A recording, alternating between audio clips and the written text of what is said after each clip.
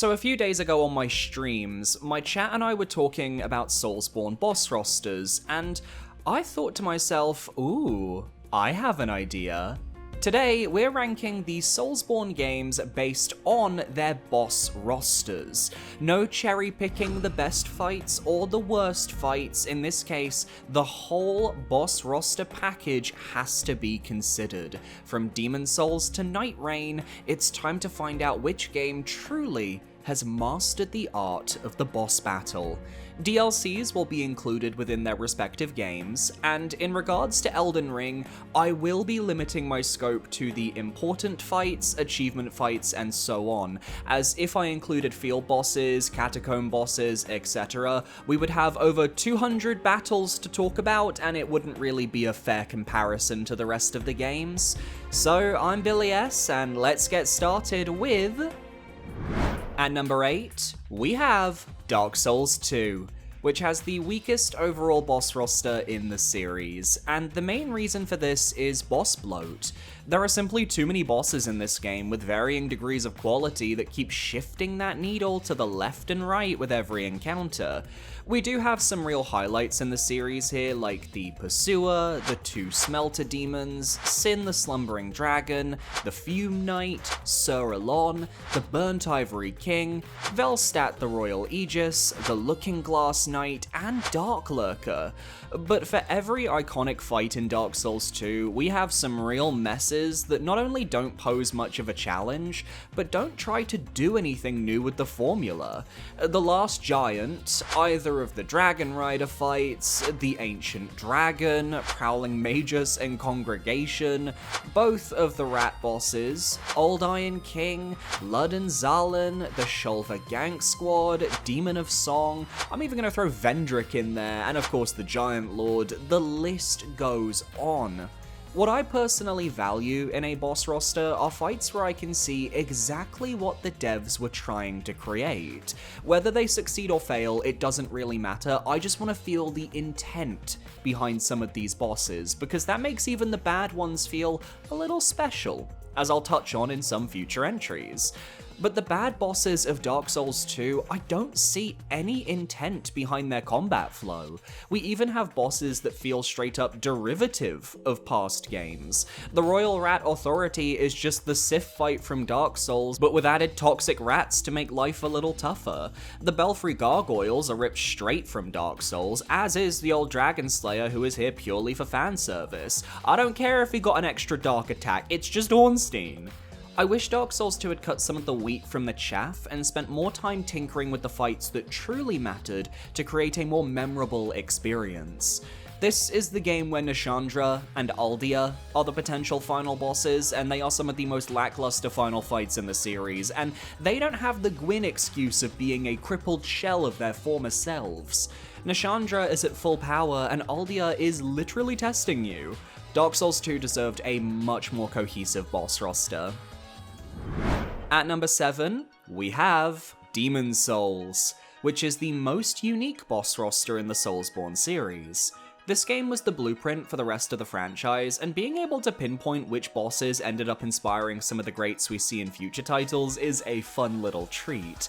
The main critique that Demon Souls' boss roster faced, though, is that every fight is very puzzle-focused, with not a lot of time dedicated to actual skill expression. We're not learning intense movesets, finding our openings, and whittling down health bars in this one. We're figuring out what the gimmick of each boss is and adapting in the moment. Some of the great fights include Old King Allant in 1-4, who may not be complex by today's standards, but sets an aggressive initial tone for players to face down. Flame Lurker is an explosive AoE-driven fight that teaches you about spacing and arena awareness.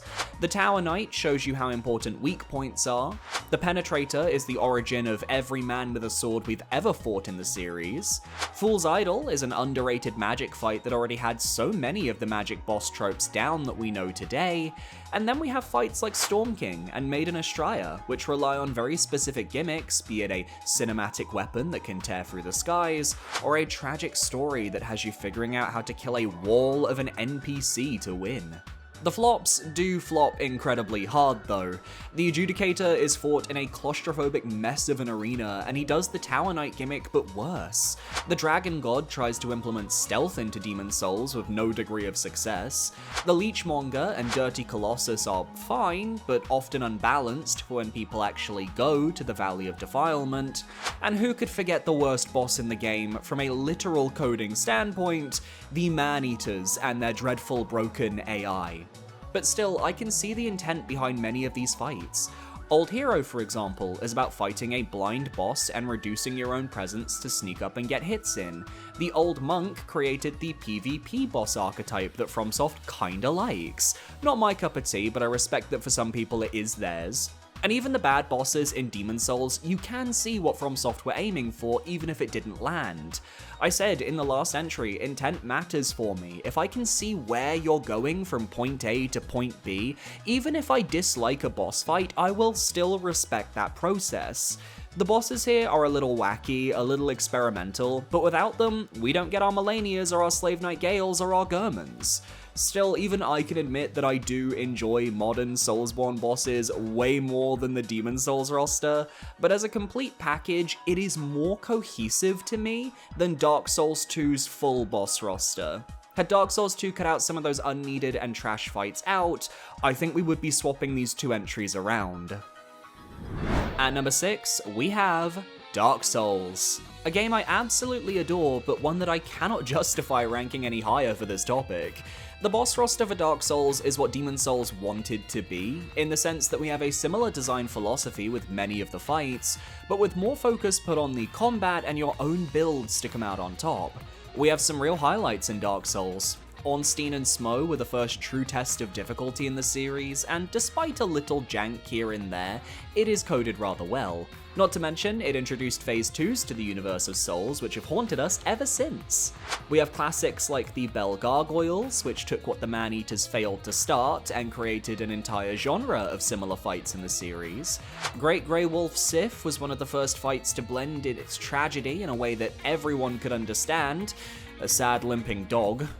Taurus Demon, Gaping Dragon, Chaos Witch Quelaag, the Iron Golem, they each teach you different lessons about the game, or have fantastic designs that really stick in the minds of players during the early game. I'll be one of the few who always bats for the Four Kings as well. I really love their design on a regular run, and I think the concept of their attacks getting stronger the further away you are creates a really fun scenario where you're constantly getting up in their faces to take the least damage possible. And Gwendolyn's arena instantly elevates his fight, even if his moveset is kinda basic. But Dark Souls has some real low points in the series as well. Capra Demon has rage baited a generation. I know the puzzle solvers like him, Illusory Wall's video on the topic has a lot of merit, but most players don't come away from that tiny arena thinking the dog-sitting job was particularly fun. Most of the lords kind of flop too. Seath the Scaleless has some of the glitchiest attack animations with those crystals, and the fact he can inflict curse of all status effects even after you've died is inherently messed up. Nito causing forced fall damage and then having you face constant respawning skeletons unless you have a blessed weapon is fucking tedious. And the Bed of Chaos is considered one of the worst fights in the series. The Souls series is not a 3D platformer, and even if I give that fight more grace than it deserves, this is the one video where I've gotta go with the flow on this one.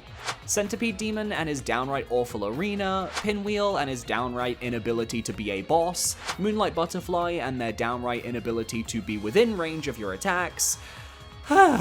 Luckily, we have a DLC and an iconic final boss to raise the stock. All 4 of the DLC fights are well crafted, well designed, and indicative of the direction FromSoft was going to take their bosses moving forwards. Knight Artorias is still, in my opinion, one of the most perfectly balanced fights in all of Soulsborne. Manus, Calamite, Sanctuary Guardian, they all feel like a big step up in pacing and really elevate the existing boss roster. And then we have Gwyn, Lord of Cinder, a tragic figure whose boss fight isn't there to be challenging, but to show what happens to those that link the fire. He lost everything, became a shell, plin plon parry, it doesn't matter if he's easy for a final boss, that was never the intent of the developers to make him hard. Dark Souls is a special game, and special games are often flawed. This boss roster is definitely flawed, but despite ranking in the bottom half of this video, is pretty damn memorable. At number 5, we have Bloodborne, the gothic horror experience with aggressive combat. This is a big step up from the previous entries, but I'll try to explain why I think this roster doesn't crack my top 4. Let's start with the good. We have some of the best bosses in the franchise in Bloodborne, with the Old Hunters DLC truly representing some of the greatest. Whether that's Ludwig the Holy Blade, who became such an iconic fight that even non-Soulsborne fans know him, to Lady Maria of the Astral Clock Tower and her near-perfectly paced battle that could have used just a smidge more HP to really go over the edge. Orphan of Kos was the poster child for difficulty back in the day, and has one of the most unique weapons in the series with his mother's placenta.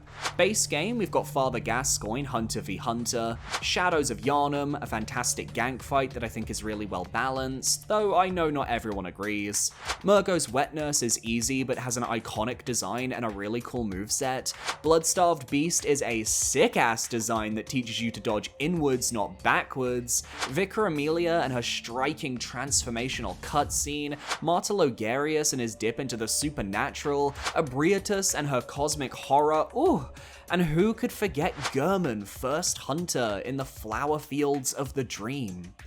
But similar to Dark Souls, Bloodborne has quite a few stinkers on the roster that are either straight up bad or polarizing to the general fanbase.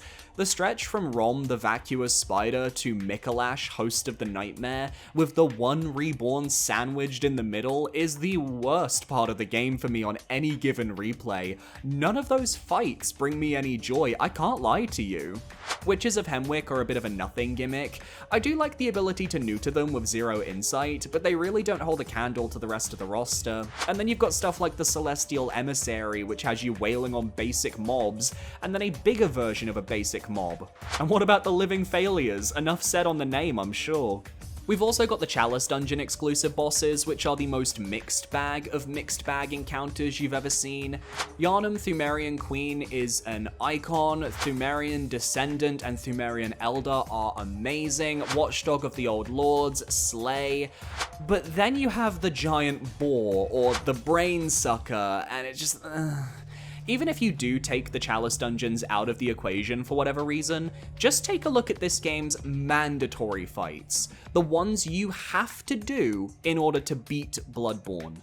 Father Gascoigne, who is good, Vicar Amelia, who is good, Shadows of Yharnam, which is good, Rom the Vacuous Spider, which is polarizing, the One Reborn, which is trash, Mikolash, host of the Nightmare, which is the worst fight in the game, and Murgo's Wet Nurse, who is easy, but good.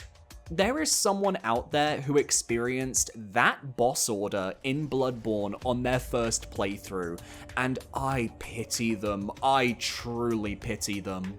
Bloodborne does a lot right, and it evolved the series and FromSoft's boss design, but I can't pretend this game didn't have some real low points in the roster, and the fact that they come one after the other is brutal. For the remaining games, I truly don't feel the low points ever reach this low again. But maybe that's a hot take, I don't know. Perhaps I'm getting too bold after reaching 40,000 subscribers on the channel. Next goal's 50,000, by the way. Maybe parry that subscribe button? I used the Bloodborne parry sound, it's thematic to this entry. And now we reach the top 4. Dark Souls 3, Sekiro, Elden Ring, and Nightreign. The first half of this list for me was pretty easy to rank. The older Soulsborne games, while charming in their own rights, have some real stinker bosses that don't mesh well with what I'm into nowadays. But their newer Soulsborne titles are all more consistent in their quality when it comes to the fights. The challenge here is in separating them. So for these following rankings, I thought to myself, if I had to pick one of these boss rosters, and it was the only roster I could ever fight in my gaming life from now until the day I die, which would I pick?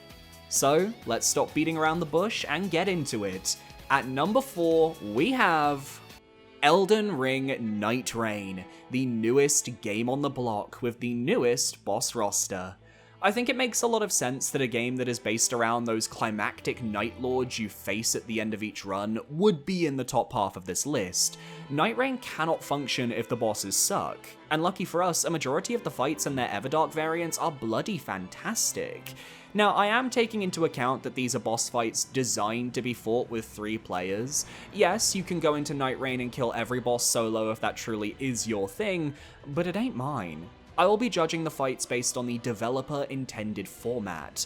Gladius is a fantastic skill check with a clone mechanic that ties together the triple team format exceedingly well, with an Everdark variant that is one of the hardest fights in the entire game that I actually beat on my own. I'm pretty proud of that.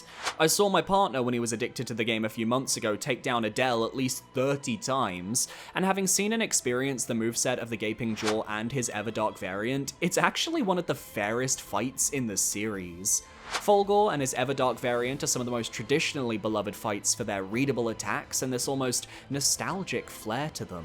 They feel like a fight I would have seen in Dark Souls 3, but they got transplanted into Nightreign. Caligo might be one of the best dragon fights in this series, up there with Bale, Placidusax, Madir, and Calamite. Hailster aura farms the house down boots, Mama yes god. And Traitorous Stragus, the Dreglord, is one of the most bombastic fights I've experienced in the series since Gale. Not to mention, Libra is one of my favourite fights in all of Soulsborne, despite being the newest on that list. It's not a perfect roster though. Maris, while I do love the fights conceptually, is quite polarizing to the community, as is Noster and their ability to gun you down with magic in the second phase. And personally, I think the Balancers are a fight designed around the Scholar's ultimate, and without it, they were quite annoying to fight.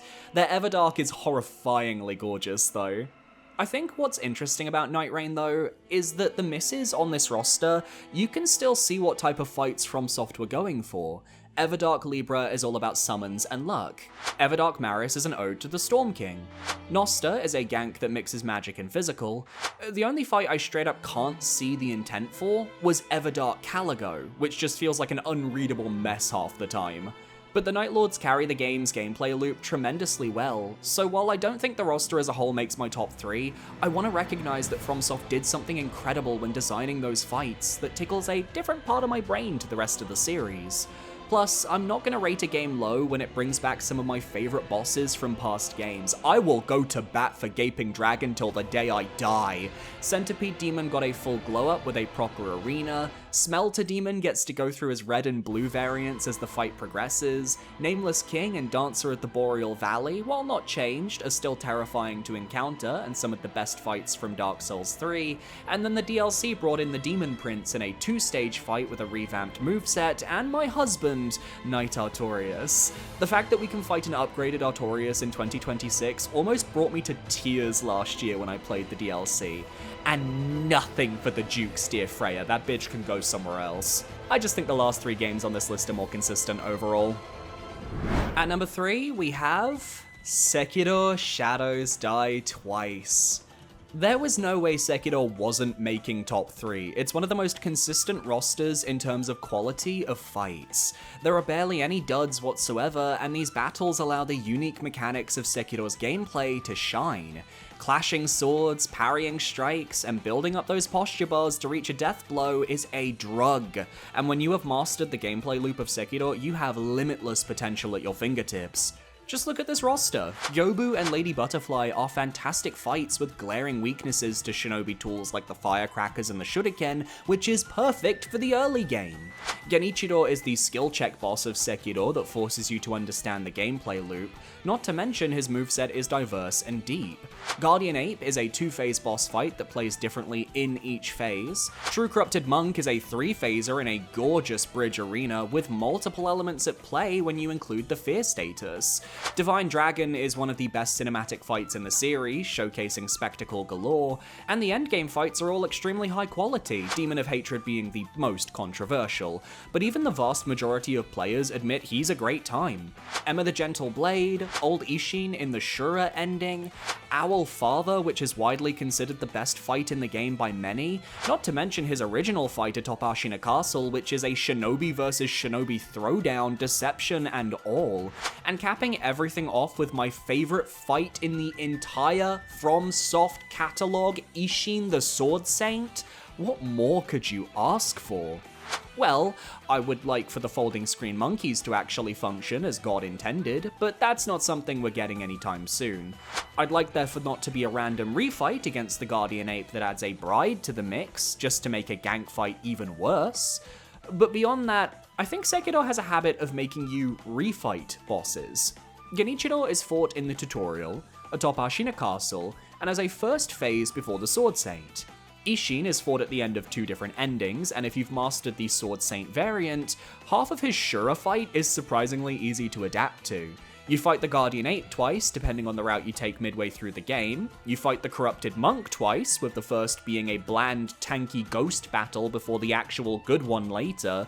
And the 2 Owl fights, which, while completely different in terms of moveset, happen within a fairly short time frame of each other if you go for Owl Father as early in game as you can. There's just this sense of repetitiveness that I get with this roster in the long term, though I understand that is not the case for a vast majority of Sekiro players.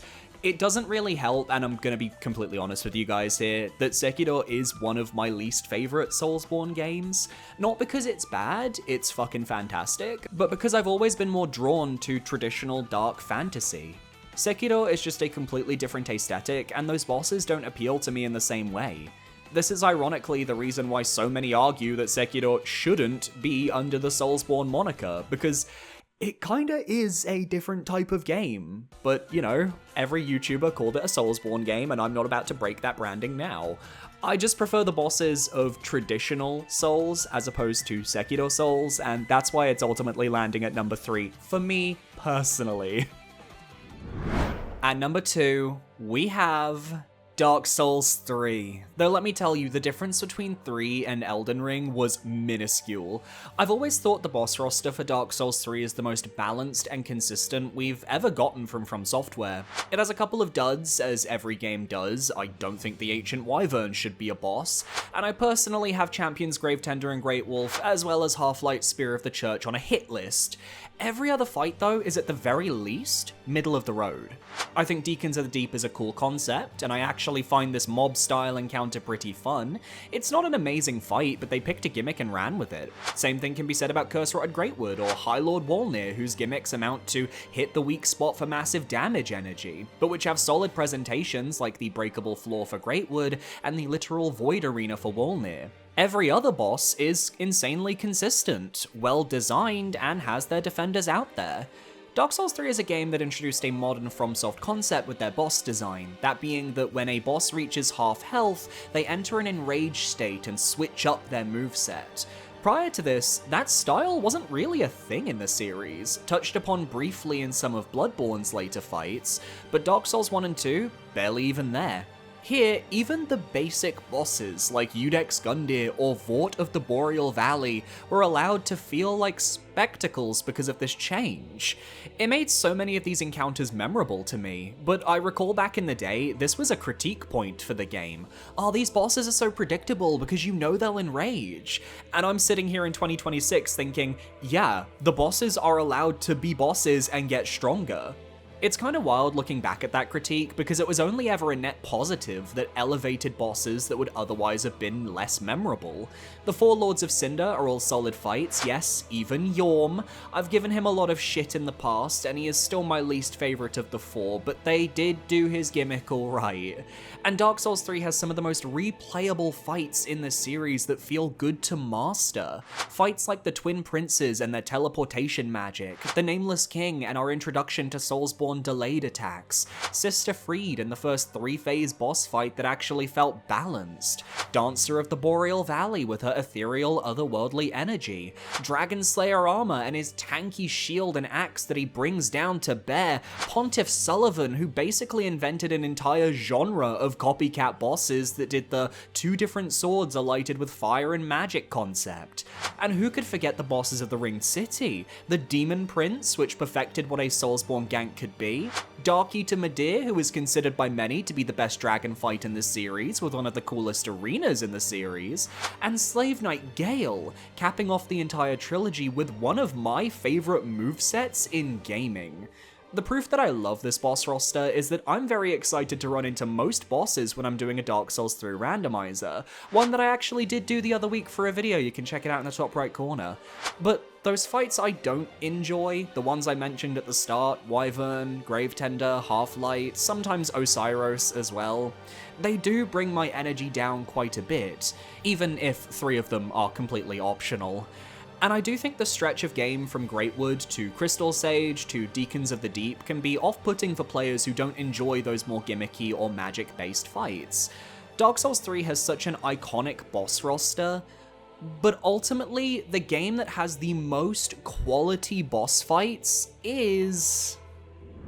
At number 1, we have Elden Ring. I said at the start of the video, I was limiting the scope to achievement bosses, story bosses, and major encounters, because if I were to rank the entire 200 plus fights in this game, Elden Ring would probably land at number 4 on this list, because quantity over quality. But then it wouldn't be a fair comparison because none of the other games were open world. It makes sense to focus on the important fights, and of Elden Ring's main encounters, both in the base game and the DLC, there are only a handful that I consider genuinely bad. The Valiant Gargoyles, the Godskin Duo, and Jory the Elder Inquisitor, with Counter Mir on the sidelines, but he's more of an NPC fight. That's 4. With the rest of my most disliked Elden Ring bosses being optional field encounters and catacomb fights. Of the main story bosses, I don't think any of them miss. From the base game, we have the Shard Bearers, who are all absolutely phenomenal in their own way. Godric is one of the best balanced fights in Elden Ring, with one of the most iconic designs in the series at this point with how much he was plastered in marketing. Renala is one of the best magic fights in the series, another video I did recently where I ranked my favorites, top right corner. Rykard is the best cinematic boss we've ever had. Starscourge Radahn, being fought either with or without summons, is just as fun either way, and his arena, the build-up, the moveset, and that Meteor Strike combined to create a special experience. Malenia and Mohg are both great optional super bosses that harken back to days of old. I like how to survive Mohg's Nihil, you can either heal through it, which makes the fight harder on you, or you can find the optional Crystal Tear from Eleonora. It reminds me of needing to equip certain items in old Final Fantasies to avoid certain status effects. And while I have a love-hate relationship with Malenia's difficulty, I cannot deny that her fight is stunning, and her Phase 2 is one of my favorite visuals of all time. So much so that when I posted a funny picture of it on Blue Sky, like, oh, Malenia goes to the Met Gala, they flagged it for adult content. Malekith at the end of Farum Azula, Godfrey in his gold form and later in his WWE wrestling form at the Erd Tree, even the Fire Giant, I think that's a fight that gets better on a replay. Radagon and Elden Beast, the former being a blast to fight with the main theme blaring in the background, while the latter has received a lot of improvements over the years to flow better as a battle, including allowing you to now summon Torrent. We have optional hidden bosses like the Dragons, Placidusax, and Fortisax, the Ancestor Spirits, the introduction of the Mimic tier, and my favorite boss from the base game, the combination of Margit the Fell and Morgott the Omen King. One of my favorite stories in the game, and Anthony Howell, who voices Morgott, just commands every scene he's in. Alright, and then there's DLC. Lightning Round, the Divine Beast Dancing Lion, R'Lana, Twin Moon Knight, the Putrescent Knight, Ramina, Saint of the Bud, Leda, Radahn and Mikola, Meta, Mother of Fingers, my baby, the Shadow Tree Avatar, who is low-key a top 15 fight in the series, I'm gonna be real, and I have to make things right by shouting my 3 favorite fights from the DLC, 2 of which are my 4th and 2nd favorite fight in Soulsborne, Midra, Lord of Frenzied Flame, who is a near-perfect madness boss that blends horror in with Elden Ring's gameplay in a way I fucking love, and definitely ranks higher now than when I ranked him way back when. Messmer the Impaler is the poster boy of Shadow of the Erd Tree, and for good reason. That spear, that I'm so bored energy, and that theme go hand in hand to create a surprisingly fair fight. And then Bale, foul Bale the Dread, my favorite dragon in the series. I have nothing bad to say about Bale, except that his arena geometry keeps fucking up the physics on his flame breath. After going through all of that, can you see why I think Elden Ring is number 1 here? Its main roster is consistent. Each fight has a clear intent on the design and the way they play. It all comes together to create a tapestry of greatness from start to finish, and what shocks me most of all is that it doesn't feel like any of these bosses are stepping on the toes of other bosses. They all feel very original.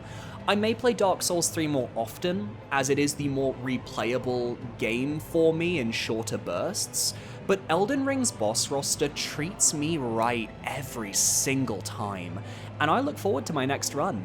After all, this is the game with the best boss in all of video games. Soldier of Godric, ladies and gentlemen.